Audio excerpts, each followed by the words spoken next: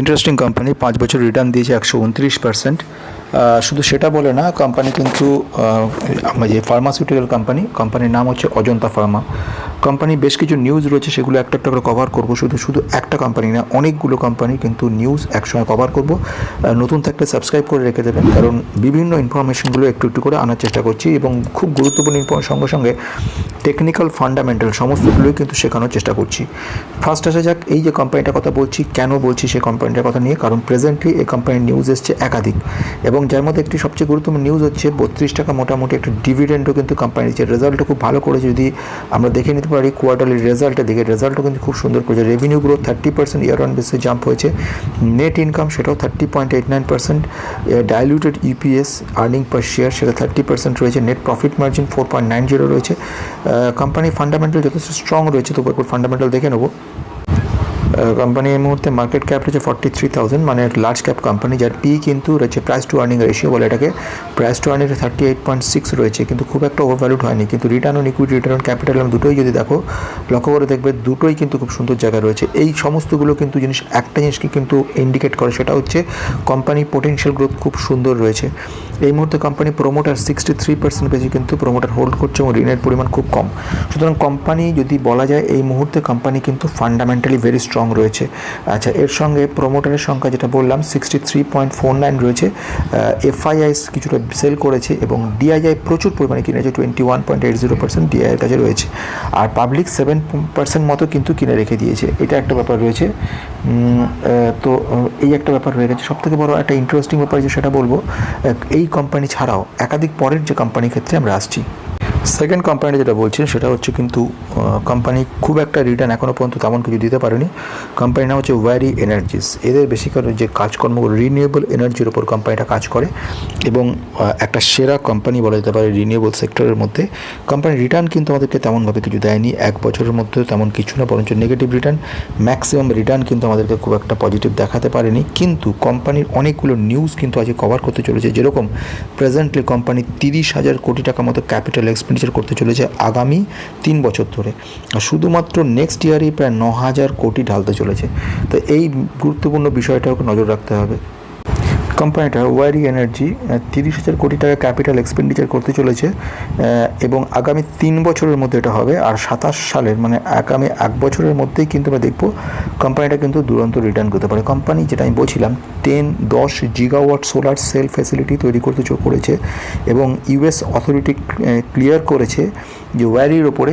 Anyway, এই মুহূর্তে যেটা বলার সেটা হচ্ছে ভবিষ্যৎ কিন্তু কোম্পানির দুরন্ত রয়েছে, কিন্তু সব কিছু বলে this video is only for education purpose, no buy or sell recommendation.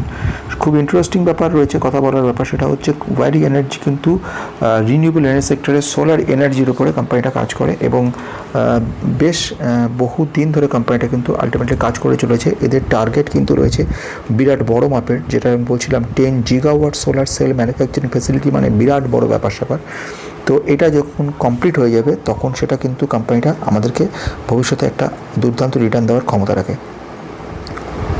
আর একটা মাল্টিপ্যাকার কোম্পানি, যে কোম্পানিটা 15,000% বেশি রিটার্ন দিয়েছে, 15,346% রিটার্ন দিয়েছে, সেই কোম্পানিটা 5 বছরে আমাদের 160% রিটার্ন দিয়েছে। কোম্পানির নাম হচ্ছে অশোক লেল্যান্ড। এই অশোক লেল্যান্ড কিন্তু একটা খুব ইন্টারেস্টিং পয়েন্ট নিয়ে কথা বলবো। কোম্পানি কিন্তু প্রচুরভাবে ইনভেস্ট করতে চলেছে, যে কারণের জন্য একদিনের মধ্যে আজকে 5% বেশি জাম্প করলো। সেই রিসেন্ট নিউজটা হচ্ছে 1,000 কোটি টাকা মতো আগামী 1 বছরের মধ্যে ইনভেস্ট করবে, যেটা কিনা আমাদের ইলেকট্রনিক ভেহিকলস, ব্যাটারি সেক্টর এবং অল্টারনেটিভ ফুয়েলস সেখানে কাজে লাগে। নিউজটা আসা যাক।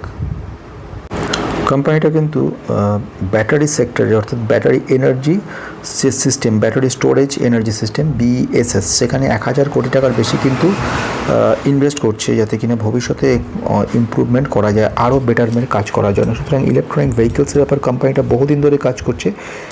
তাছাড়াও কোম্পানি কিন্তু এখন ইলেকট্রনিক ইনভেস্টমেন্ট প্রসেস, যেরকম কোম্পানি ইনভেস্ট করছে 800 কোটি থেকে 1,000 crore during financial 2027 to accelerate initiative across battery production, electric mobility এবং অল্টারনেটিভ ফুয়েল টেকনোলজির ওপরে।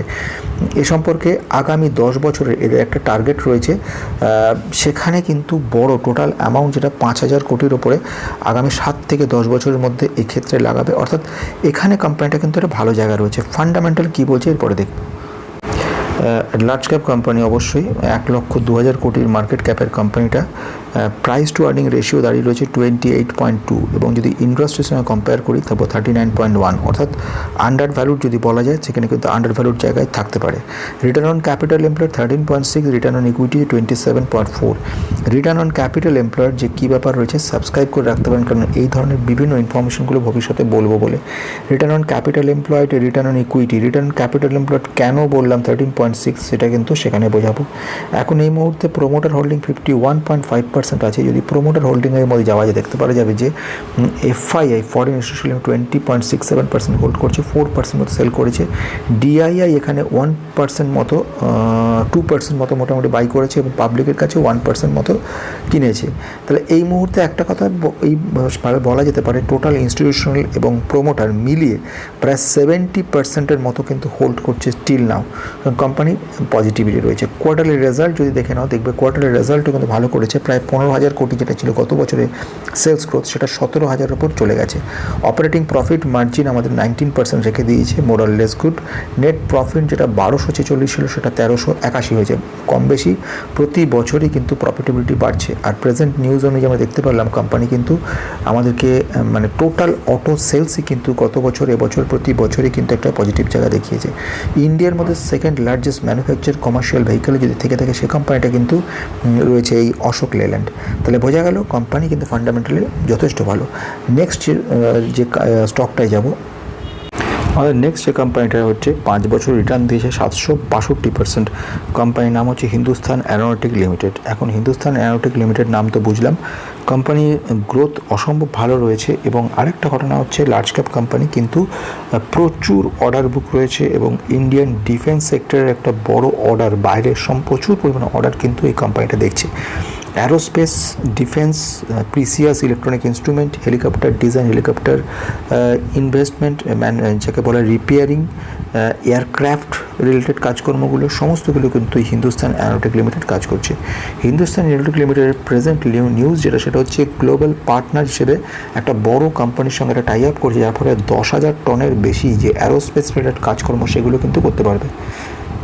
নিউজটা যদি দেখি, হিন্দুস্তান অ্যারোনটিক লিমিটেড একটা গ্লোবাল পার্টনারশিপ করছে 10,000 টন অ্যারোস্পেস ফোর্জিং প্রেসের উপর, অর্থাৎ এরা মোটমাট উৎসাহ দেখাচ্ছে বিদেশি সমস্ত গ্লোবাল পার্টনারশিপ করার জন্য, যাতে এদের নিজেদের ইমপ্রুভমেন্টগুলো হয়। এই কোম্পানি কিন্তু আমাদেরকে, এবং সবথেকে বড় ঘটনা যেটা সেটা হচ্ছে এই কোম্পানিটা ভবিষ্যতে কিন্তু একটা খুব পজিটিভ আছে। বিশাল রিটার্ন হয়তো তোমাকে দেবে না, কিন্তু একটা রিটার্নের একটা কনসিস্টেন্সি থাকবে, যার ফলে ডিমান্ড যেরকম থেকে যাবে অ্যারোস্পেস রিসার্চ এবং defence sector, electronic instrument, precise electronic instrument, aircraft, high performance aircraft, stealth jet, সবগুলোর ক্ষেত্রে। তো এই ব্যাপারে ভবিষ্যতেও দেখা যাবে কোম্পানিটা কিন্তু এগোতে চলেছে। অ্যামকা নিয়ে এর আগেও আমি একবার বলেছিলাম যে অ্যাডভান্স মিডিয়াম কমব্যাট এয়ারক্রাফট, তার উপরে ইভেন প্রেজেন্ট সিচুয়েশনে হয়েছে এরকম যে কোম্পানিটা কিন্তু মিসাইল টেকনোলজির ওপরেও কিন্তু কাজ করছে, ক্রায়োজেনিক ইঞ্জিনের ওপরে কোম্পানিটা কাজ করছে, ডিআরডিও এদের সঙ্গে একটা টাই আপ রয়েছে। সুতরাং ভবিষ্যৎ এর বিরাট বড় উজ্জ্বল রয়েছে।